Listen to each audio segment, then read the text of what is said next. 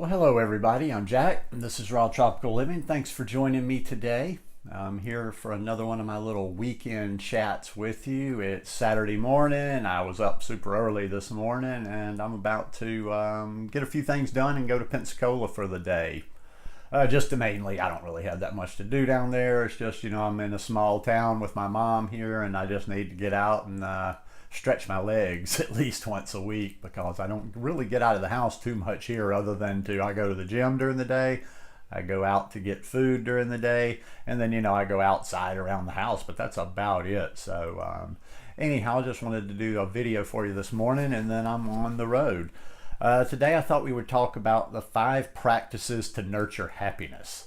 I do videos every day. Now I do a little bit different during the week. I talk about raw vegan lifestyle, plant-based diet, a little bit of fitness. But on the weekends I'll talk a little bit about my meditation practice or just a little bit of philosophy or just good thoughts in general. So if you're not already subscribed to the channel, I'd appreciate if you'd hit that subscribe button now and click on that little bell and check send notifications so you'll stay subscribed to the channel. Sometimes you get unsubscribed from channels on YouTube if you don't actually go out and do that.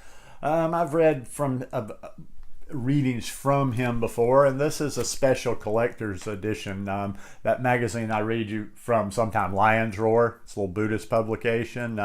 This isn't Lion's Roar, but it's published by the same people, and this is like a collector's issue of just stuff on Thich Nhat Hanh, who is a little Vietnamese monk who has been basically living in exile for, back since the Vietnam War.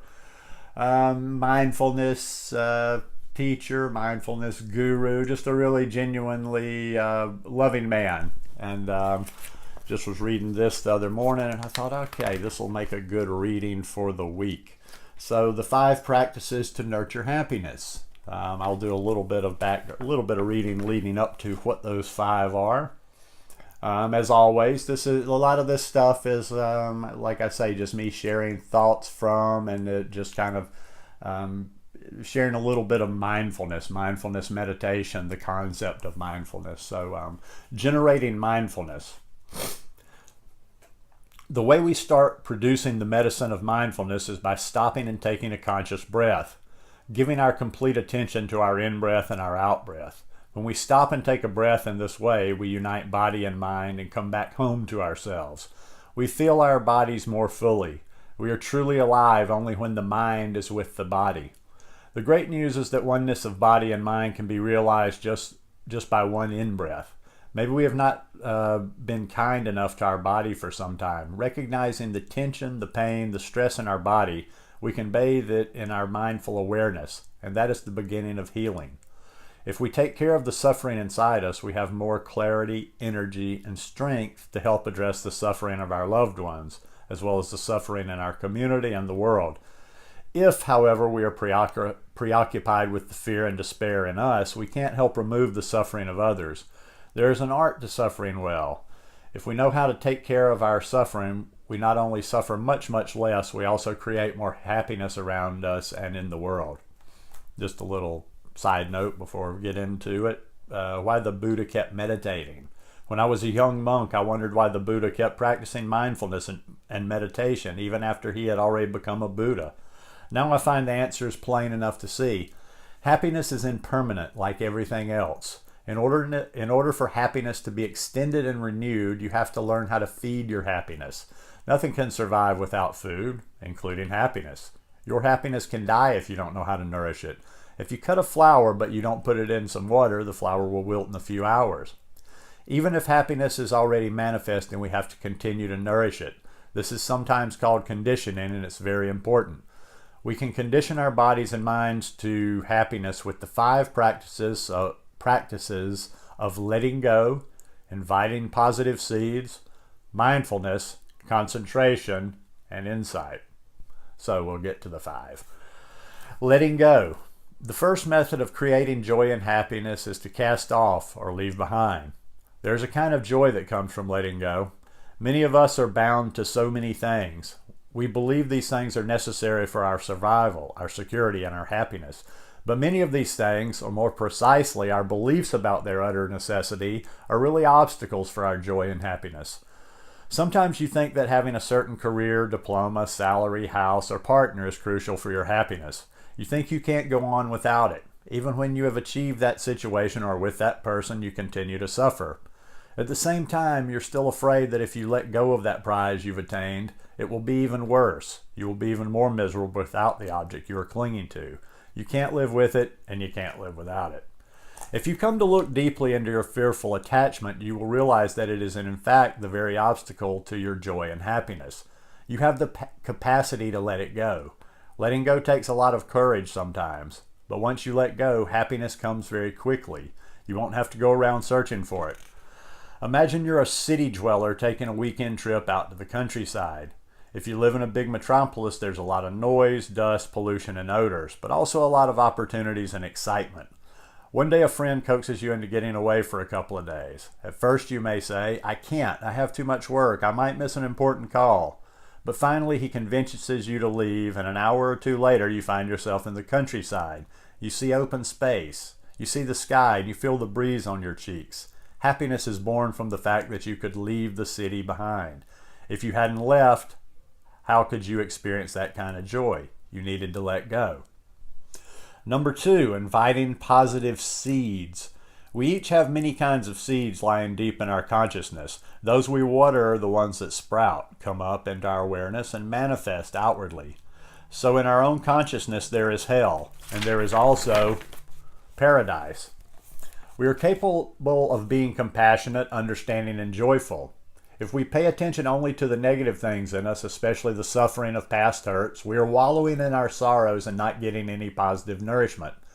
We can practice appropriate attention, watering the wholesome qualities in us by touching the positive things that are always available inside and around us. That is good food for our mind. One way of taking care of our suffering is to invite a seed of the opposite nature to come up. As nothing exists without its opposite.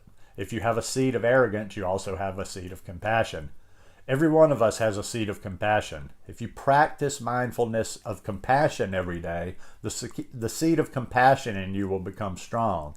You need only concentrate on it, and it will come up as a powerful zone of energy.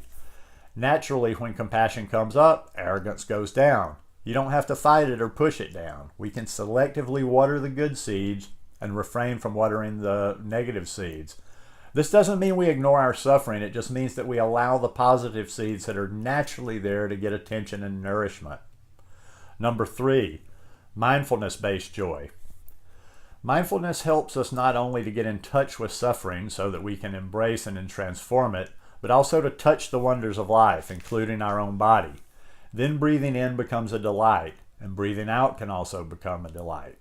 You truly come to enjoy your breathing. A few years ago, I had a virus in my lungs that made them bleed. I was spitting up blood. With lungs like that, it was difficult to breathe, and it was difficult to be happy while breathing. After treatment, my lungs healed and my breathing became much better.